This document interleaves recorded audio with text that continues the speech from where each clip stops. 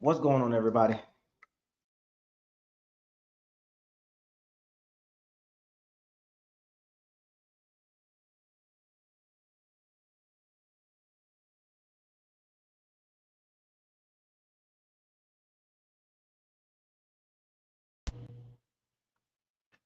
What's going on, everybody? Subscribe to the channel, like the channel, share all the videos. Don't forget to hit the notification bell icon to notify you on all new videos that's posted on this channel. Yeah, man. It's been a rough 10, 12 hours for the Bucs fans. They've been tracking what's going on with my I've been tracking hope everybody okay. Hopefully everybody slept well. Hopefully everybody done kind of calm down. I know it was a tough loss, but sometimes it takes about 24 hours to kind of settle in a little bit. Well, it was 24 hours, but 12 hours, 16 hours to kind of like calm down. Everybody emotions was high yesterday. Hopefully everybody emotions is intact. Everybody calm down, relaxing. You know what I'm saying?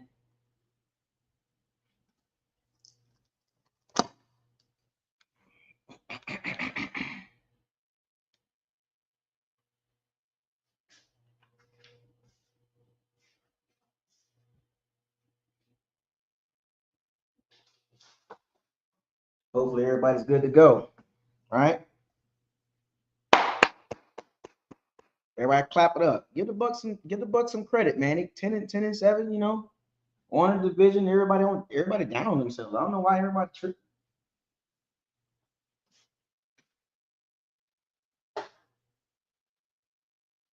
You know, what's the issue? As I tell my daughter, what's the issue? Everybody calm down. It's gonna be okay.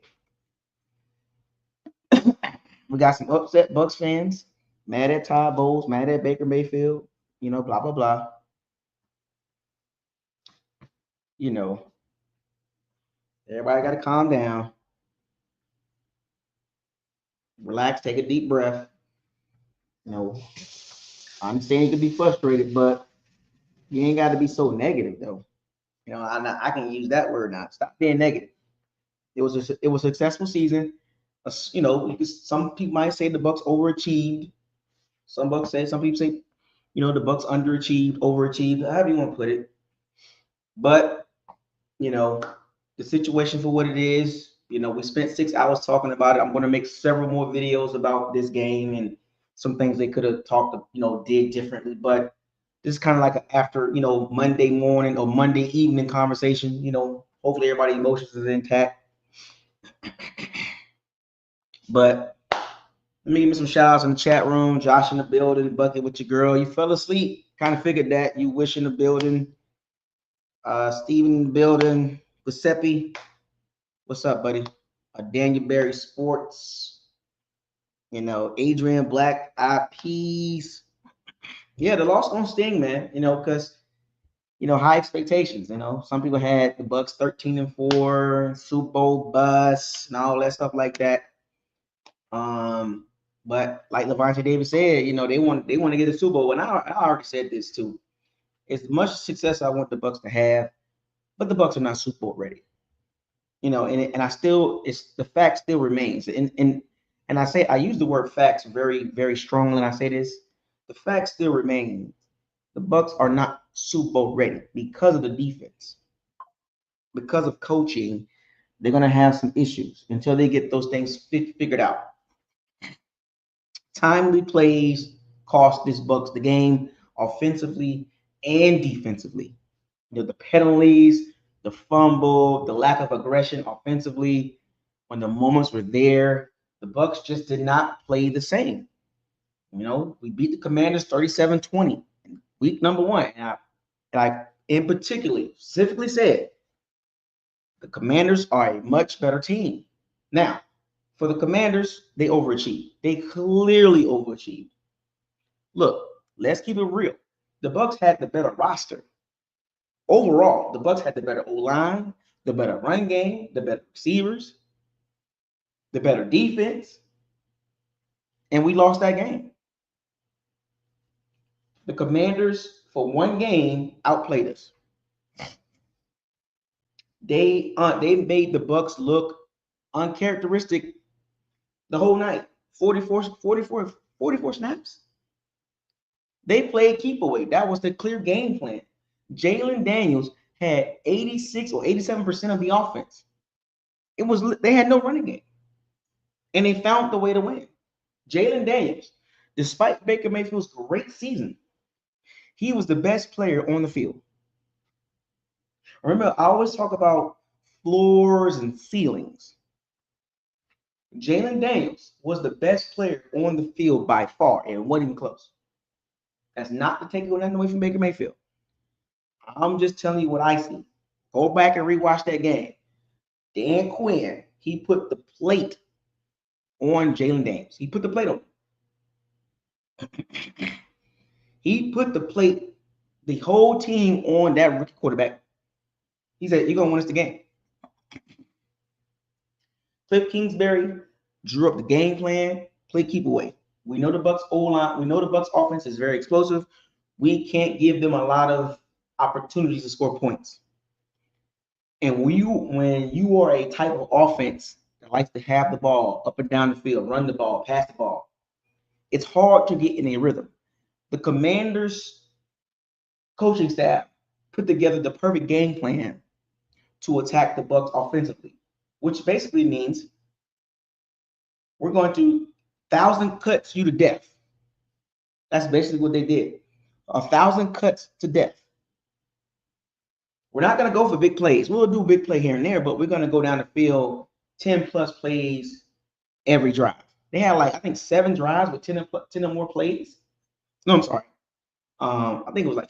I think 5 drives had 10 or more plays. They converted 3 fourth downs, 8 for 15 on third downs. I would tell you this much. The Bucs wasn't expecting this. They thought they could just do what they did week 1.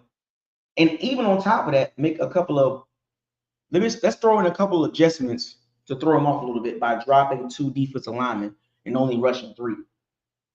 That was an awful way to approach the game. The Bucs did not look the same. The last 7 weeks, the Bucs didn't look nothing like that. And the Bucs played the Raiders, the Giants, the Panthers twice, the Saints. So there's a big skew there. But despite the fact that they went 6-1 the last 7 games, I believe. They didn't look nothing like that yesterday. They didn't look like the 6-1 down the stretch team. And I warned a lot of Bucs fans. I said, this is not Spencer Rattler. This is not Aiden O'Connell. This is not Bryce Young.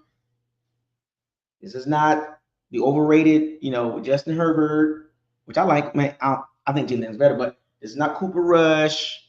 We lost to Cooper Rush. I said, look, man, this is not Drew Lock, anything like that. And all of us were confident that the Bucs would win the game. We were all confident that we're going to do the same. But remember, go back, look at week 1 and look at yesterday's game. There is a huge difference.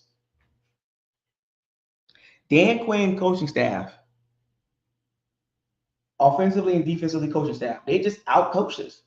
And we could talk about the players, but just the overall perspective, Todd Bowles get out-coached. Dan Quinn is not a bad coach, folks. He's had a lot of winning seasons with Atlanta.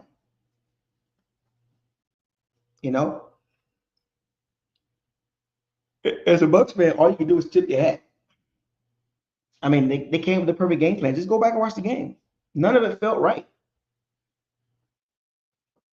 None of it made sense for the Bucs. None of it. When you go back and watch that game without emotions, just go back and watch the game without emotions. I'm gonna continue to watch the game and find things differently from that game. But just go back and watch that game without emotion. You know what happened. You know the outcome. Just remove your emotions and just look at the game for exactly what it is. Just from a football perspective, put your football cap on, and you tell me what the Commanders did. And the after effect of that game, and Todd Bowles spoke on this, there will be some changes. There will be some guys that's not on the team anymore. He knows there's going to be a little turnover. It's always a little turnover because you got a draft class you got to worry about. Tryon Stoenka, he most likely won't be back. A wasted first round pick. You got Anthony Nelson. What's up, man? Anthony Nelson, he's serviceable, but the Bucs, in order for the Bucs to take the next step, they have to become better on defense, and they got no choice. No more offensive picks.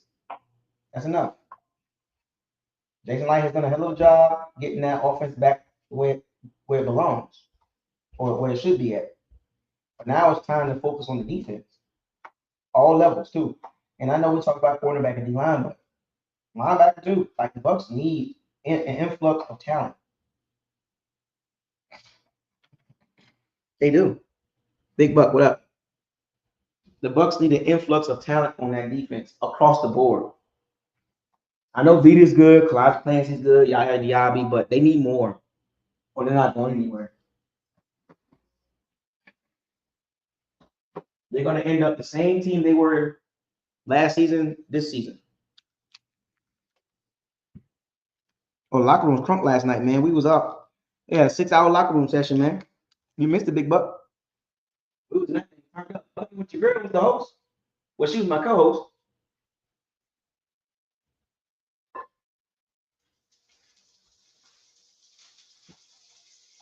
Yep, I had a co-host last night, Big Buck. She did her thing too, man.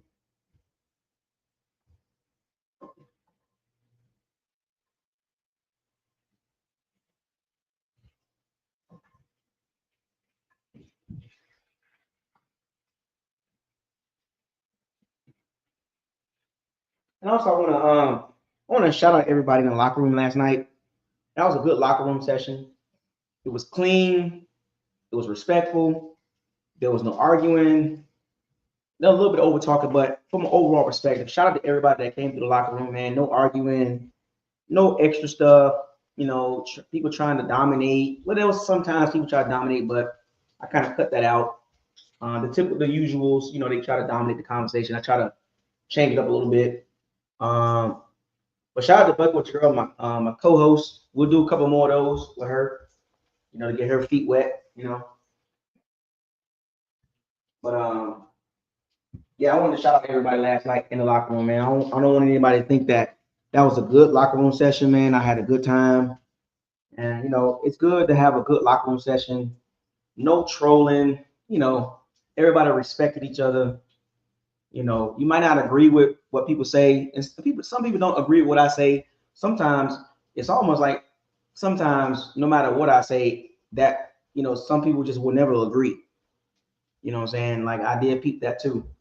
And it's okay. You don't have to agree with what I say, just respect it. But I did but I appreciate everybody in the locker room today, man. You know what I'm saying? I just find it funny sometimes, people think I'm a ASS HOLE, but I'm not. I'm pretty straightforward guy, easy to get along with.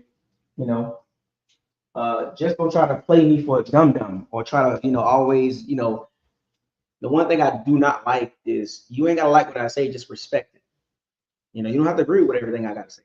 There's some folks that don't never agree with what I gotta say. You know what I'm saying? They might say, okay, yeah, but you got the yeah buts, or they don't agree. And that's fine. It happened last night. I'll make comments and I'll make points and point out facts, and somebody somehow, some way will go against it, even though it's facts. Or yeah, they'll say yeah, but X, Y, and Z. It's just you want to argue, and I just don't like arguing. But shout out to Buck with your girl. She maintained herself. She need to get a little more vocal though. a little more vocal, Bucket, with your girl, a little bit more. You'll be all right. You can't let certain people deter you from talking. You know what I'm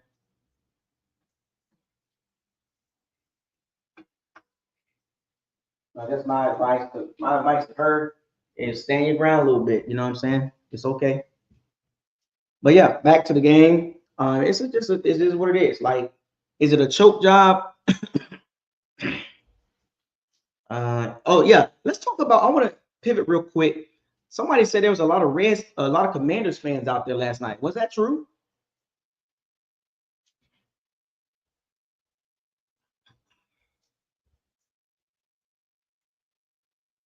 Was that true?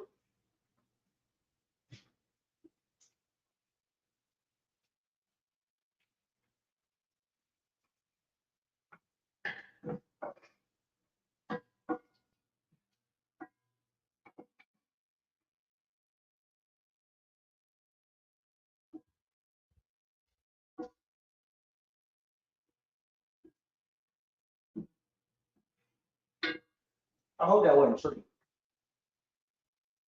If so, the Bucs fans need to be ashamed of themselves. If you want to be respected as a fan base, you got to show up.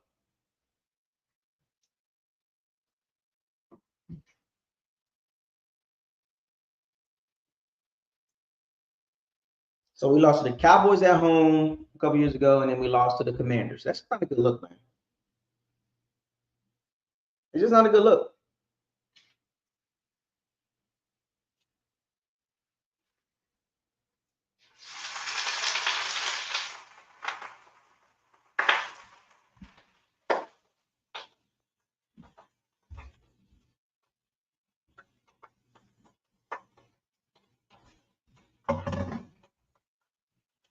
They were dancing and chanting MVP.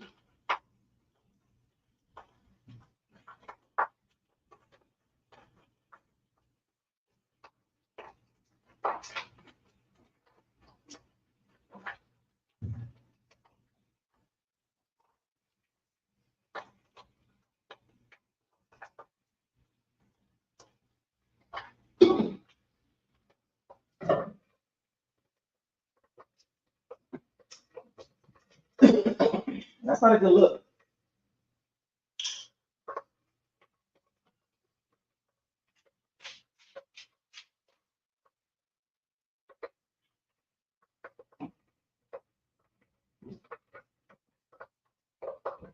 Not a good look at all. A lot of Commanders fans, huh?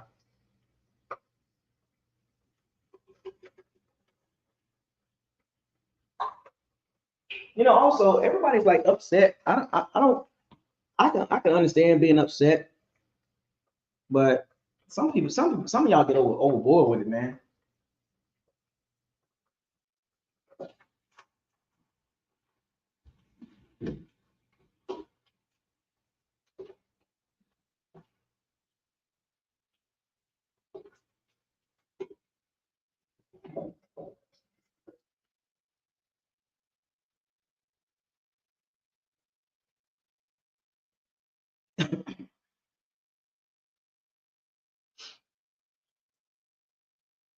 Yeah, a lot of people blaming that fumble, but nah, man, I don't think it was just a fumble. Yeah, it changed a little bit of the game, but even before the fumble, nothing made sense.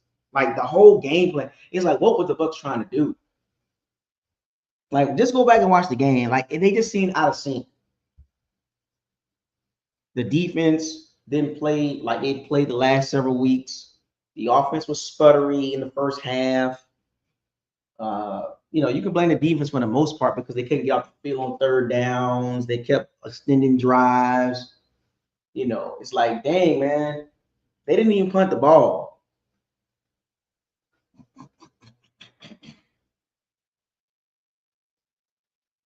That's sinking. And then Bucky Irvin didn't get going until the middle of the third quarter. It just seemed like nothing made sense.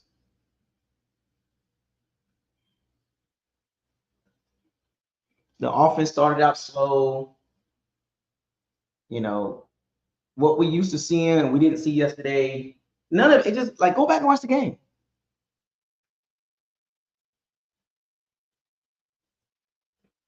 Like it's just like, damn, why were they so flat?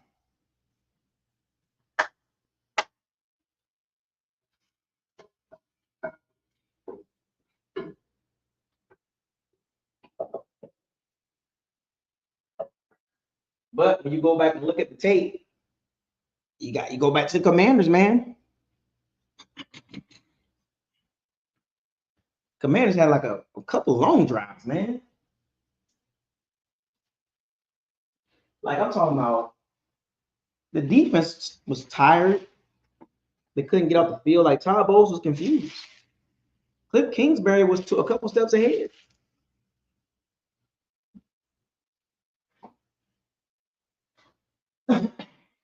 I did see some people say, "Oh, we miss Chris Godwin," but man, look, the offense was still doing their numbers without Chris Godwin. So I mean, can't have it both ways, man.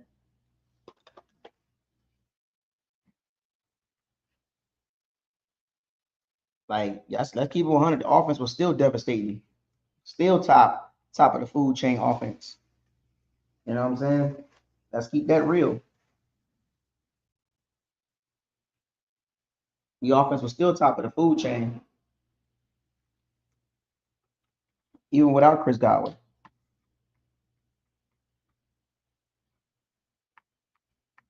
So I don't know, man. Like, but everything just seemed off sync. It was just everything didn't make sense.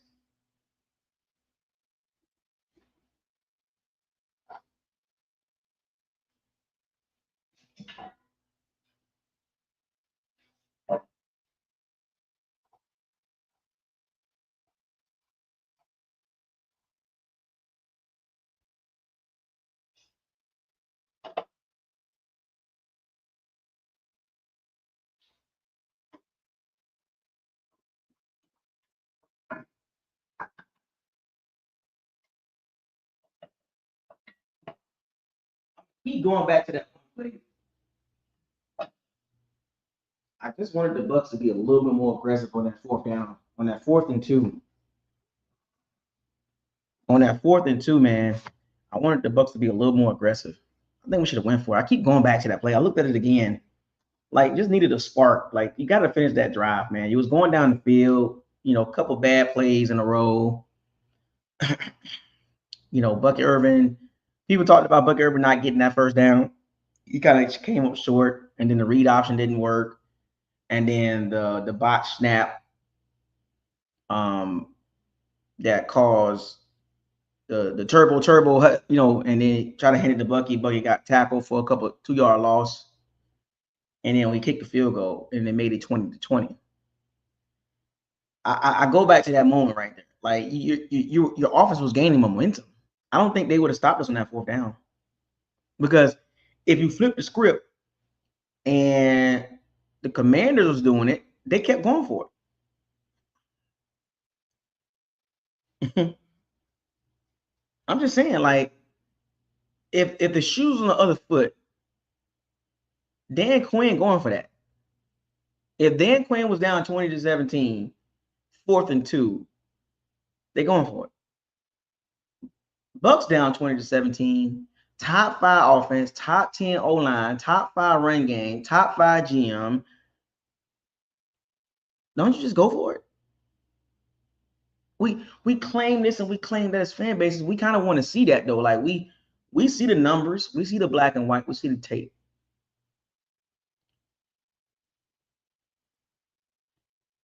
Enforce your will. Enforce your will. We, as Bucs fans, we watch this offense be top of the food chain, passing on third downs, red zone, third downs, running it inside, outside, play calling efficiency, and it's like, and then the moment it got tough, we kicking the field goal to tie the game. I don't like that, because we beating our chest as Bucs fans. Oh, our offense is really like that, and then it was time to be really like that. They, yeah, they had a couple bad plays in a row, but that's a drive you got to finish.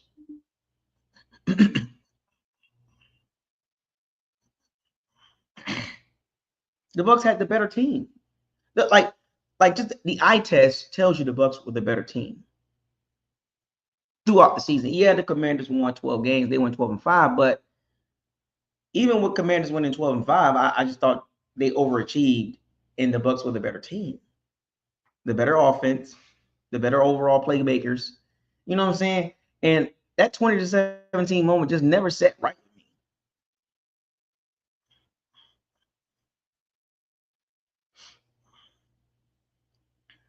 That field goal never set right with me. That the tie the game, the tie the game.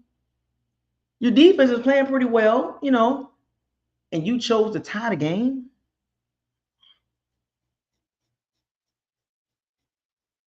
with a top 5 offense, top 5 run game, top 5 pass game, top 10 O line, and you chose to kick a field goal at home. I don't know about that, man. And people like looked at me like, oh man, come on, BucosLocker, it's the fumble. Man, look here, man. Even after that fumble, we still should have took the lead, not tie the game.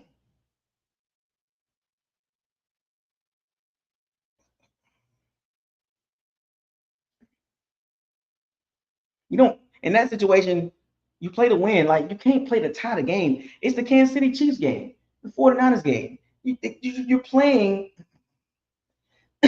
you're coaching not to win. And I don't think Todd Bowles was coaching to win, man. Even with some of the defensive calls, dropping dropping 2 defensive linemen within 3 yards of the line of scrimmage to spy on Jalen Daniels. What? And you rushing 3?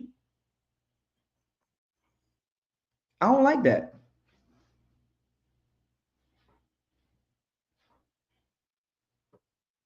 Top 5 roster, top 10 GM.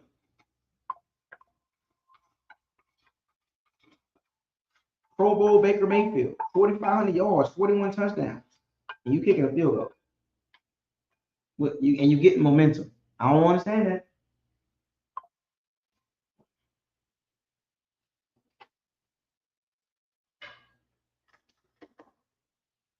You got momentum. You kicking a field goal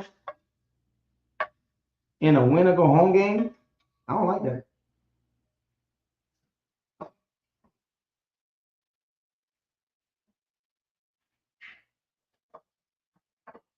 I don't like it. Call me crazy. I don't like top 5 run game, top 5 pass game, top 10 O line. Now we kicking a field goal. I don't like that.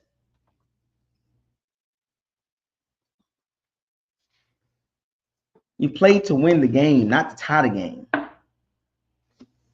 You play to win the game, not to tie the game.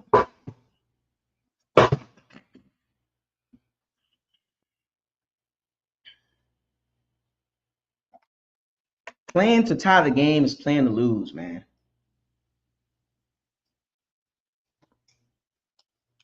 That's in my opinion. Call it how you want to call it. In that moment, you got to play to win the game, man.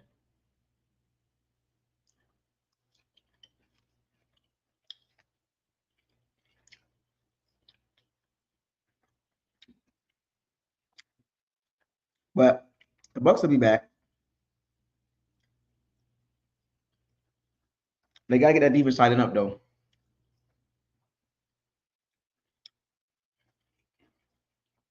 They need some depth on defense.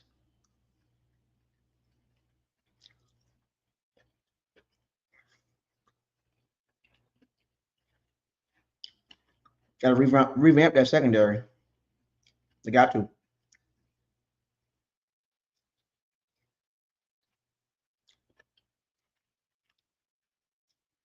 Mistakes, man. Penalties, bad penalties. I am McCullough. The pass interference. The grabbing. Jamel Dean being hurt. As usual.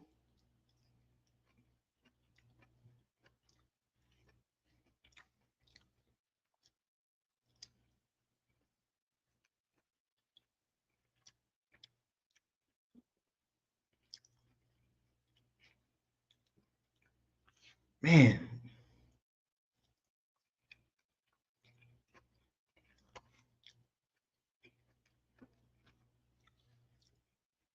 You score that touchdown, you're up 24-20.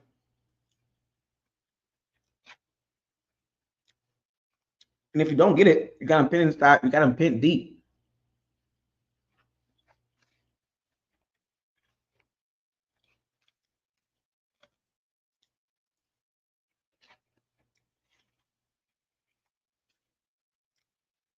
Go back and watch the game. You have a different outlook.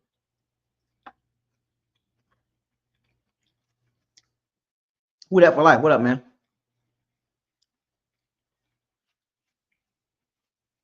I'm making the video every day.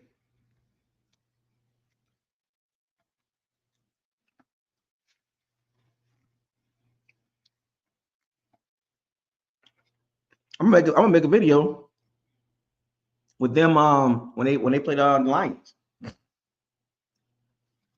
When the Commanders play the Lions, I'm gonna make a video for that game too. So we can see the difference between coaching to win and coaching to just get by and not win. If Todd Bowles if they was a little more aggressive, we'll win that game. Because even though your possessions are limited, the opportunities that you get, you got to take advantage of it. Yeah, the Bucs are picking 19. Yep, they're picking 19 in the draft. We'll talk about that. But even if your possessions are limited for that game, don't you think you should be a little more aggressive? You saw how the game was going, so that means the Bucs had 7 possessions. That means every possession you knew had a time frame on it. You got to be aggressive in the moments. You should have known that the Commanders were playing keep away. You should have whispered to Liam Cohen, "Hey man, be a little more aggressive."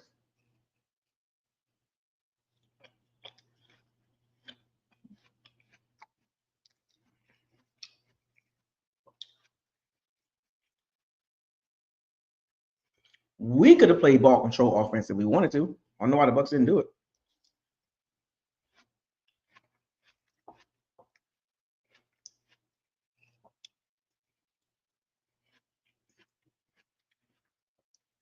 We got to run the game to do it. We could have ran a lot of screen passes, a lot of dink and dunk, and ran Bucket Irvin with some Tucker and some White. We could have played keep away too. We could have.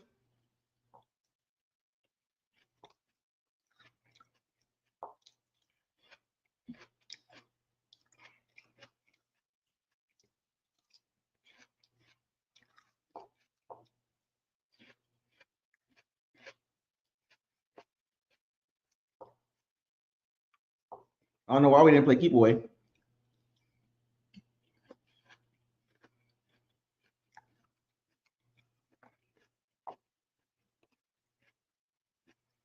We got the run game to do it. Yes, the Bucs got the better roster. To me,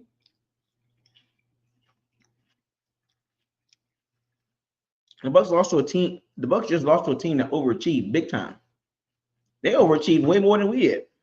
They won 12 games. Nobody had them winning over 6. They was in rebuild mode, and they won 12 games. Talking about overachieve.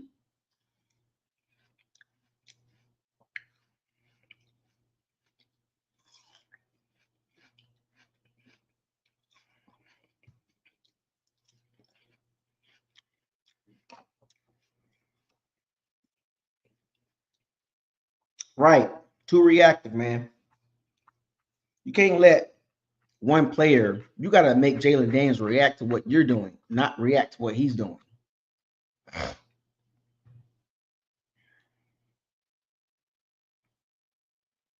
You got to, Jalen Daniels had Todd Bowles second guessing himself. Like, dropping 2 defensive linemen for spying? How you going to drop 2 defensive linemen for spying? And you're rushing 3. The Commanders' O-line not that good, man. Go back and watch the game, folks. They couldn't run the ball. The Commanders are one-dimensional. They depended on entirely one player only. 87% of the offensive yards came from one player. Well, per se, because receivers do get yards too. But I'm just saying, the Bucs let that one slip away, being too conservative, man.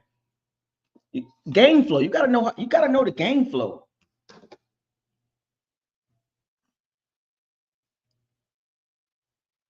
You gotta know the game flow, man. The game flow dictated where if you get that ball, you gotta be a little aggressive.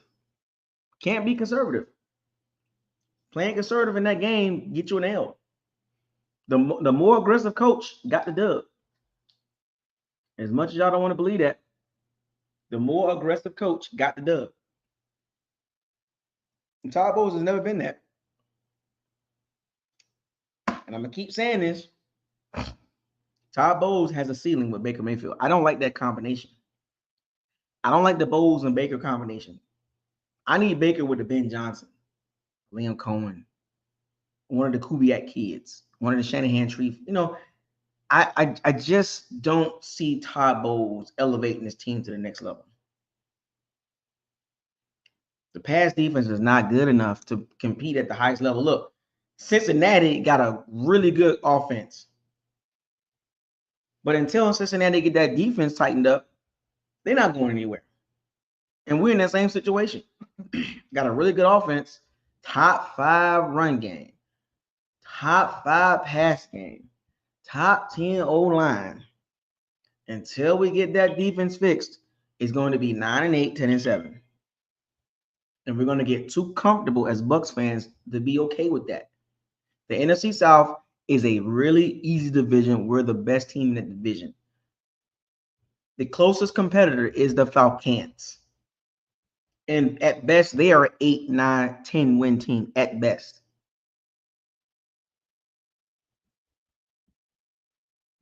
The Panthers and the Saints are bringing up the rear.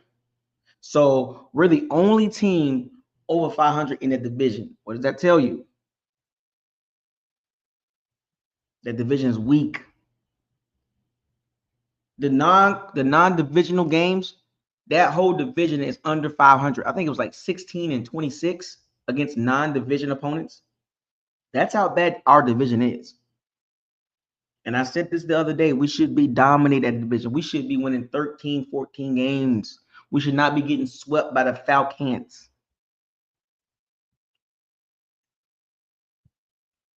In order for the Bucs to take the next step, they got to get that defense fixed at all 3 levels. Look, even with Winfield Jr. on that defense, Levante David possibly coming back, Diaby, Clancy, and Vita, but you need more playmakers. We need, and I don't know how we're going to do it. And I'm going to do a comparison real quick. We need to hit the first 2 rounds, got to be starters. Like how the Rams drafted Jared Versey and Brayton Frisk, the Bucs need to do the same. I'm not saying it needs to be D-line, but like the Eagles drafted Quinton Mitchell and Cooper DeJean. However the Bucs can do it, they can do 2 D linemen, first round, second round, or 2 cornerbacks, first round, second round. Or they can go corner linebacker or D-line. They just gotta be impact. I'm talking about no Chris Braswells, no Tryon Stoincas, no Logan Hall types. I'm talking about plug and play right away. You gotta have whether you draft 2 cornerbacks or 2 defensive linemen. You just gotta do it. You gotta hit like in order for the Bucs to take the next step. You watched the game yesterday, folks. The Bucs not going anywhere until that defense get tightened up. You can't have the 28th ranked pass defense, the 25th ranked pass defense, the 31st ranked pass defense, and think you finna go somewhere.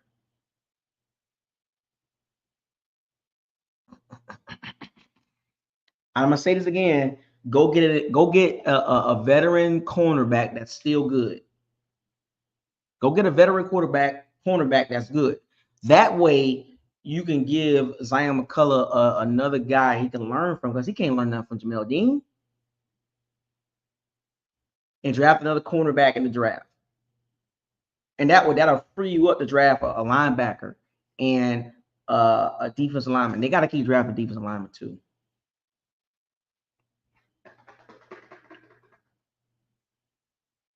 Every year the Bucs should draft a defensive lineman in the first 3 rounds. Like last year, there was talks about the Bucs drafting a linebacker, a cornerback. And it's funny because hindsight, now when you look at that game yesterday, they swapped out 3 players. KJ Britt, Russell, and Deion Jones.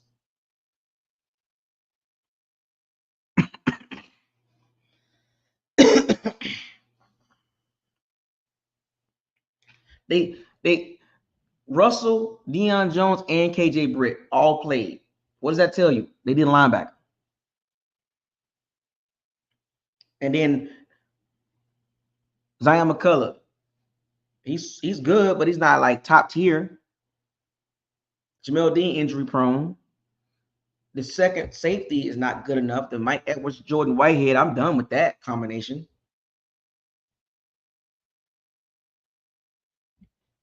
But the Bucs got to do something, man. I'm talking about we got to get bigger at safety. We got to get bigger at and faster at like linebacker. And we need a twitchy edge rusher. Now I'm going to repeat. We need a twitchy edge rusher. James Pierce Jr., something like that. I don't know. The guy from Boston College, number 7. He's pretty good. And then we need a thumper at linebacker. Jack Campbell, Alex Alzalone, a Matt Milano type, a Patrick Queen, a Roquan Smith type. You know, a Fred Warner type. You feel me? We need something like that. You know, Calvin Pace Jr., Ivan Pace Jr.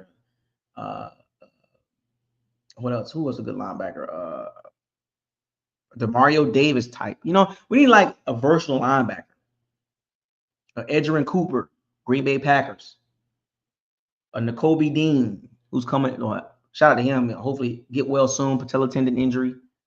You know, we gotta get a really good linebacker. And then safety, we need a Kyle Hamilton or Derwin James type guy back there, man. Like for real. A playmaker safety like next to Winfield Jr. And then we definitely got to get some cornerbacks, man. But you know, we'll see what happens, man. I mean, I'm gonna make videos every day this week, whether it's an hour long, 45 minutes, 30 minutes. I'm just gonna keep making videos, man, just to kind of like talk it all out. Sunday or when the Lions play the Commanders, I'm going live for that game, so we can see what the Lions do versus what the Bucs did, and it'll show you levels to this. Yeah, we got small safeties, man. We need to get bigger. We need bigger linebackers and bigger safeties. And I mean, well, we need a bigger safety next to Winfield Jr. and we need bigger linebackers. None of the no offense to Savasi Dennis. He's gonna be injury prone because he's small. And KJ Britt, not twitchy enough. Todd Bowles likes Deion Jones, but he's been on a couple teams already. You know, but I think we need a 6'2" safety next to the Winfield Jr. That's pretty good, in my personal opinion. You know, 6 foot, 6'1". No more 5'8" safeties.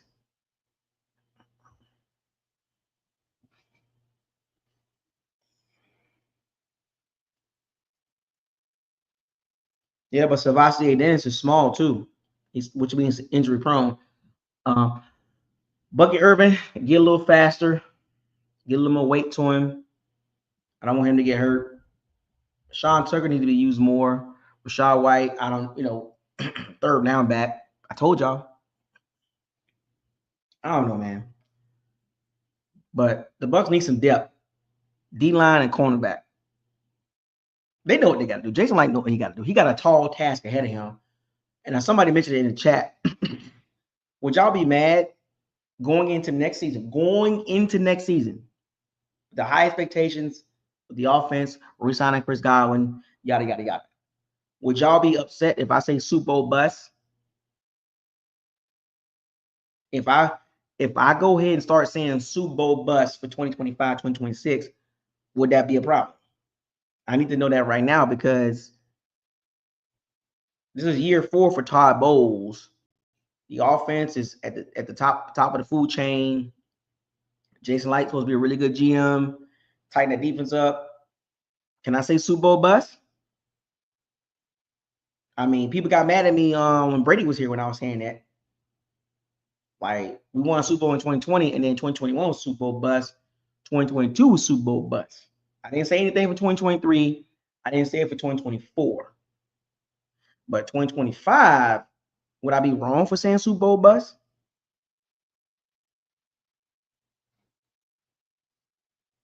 See, I mean, we can't have it both ways. We can't say the Bucs is really like that, and then I say Super Bowl bust. It's like, oh no, come on now, BucosLocker. That's too much. The Bucs not Super Bowl bust. Then what's the goal? What's the objective as a fan base?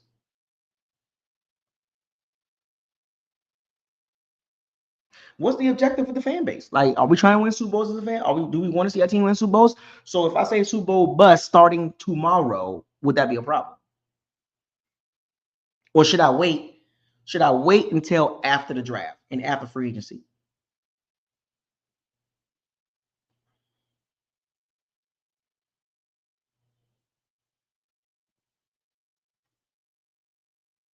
Should I wait?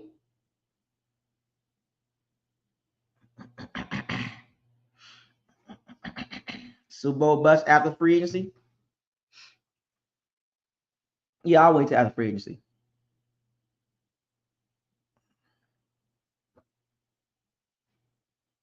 I'm gonna wait till after free agency. But I'm gonna tell you right now, I'm gonna wait. I wait, but my gut is going towards Super Bowl bust. No excuses. I mean, well, no less than winning the NFC South. But you know, I got us winning that too. But I'm just saying, like, we went 10-7. That was my ceiling for the Bucs. My highest ceiling for the Bucs was 10-7. The floor was 9-8. So that's not a high ceiling, not a low floor. So I think just about reaction to what happened this past season, right around the same, 9-8, 10-7, because of the defense. Until I see some upgrades.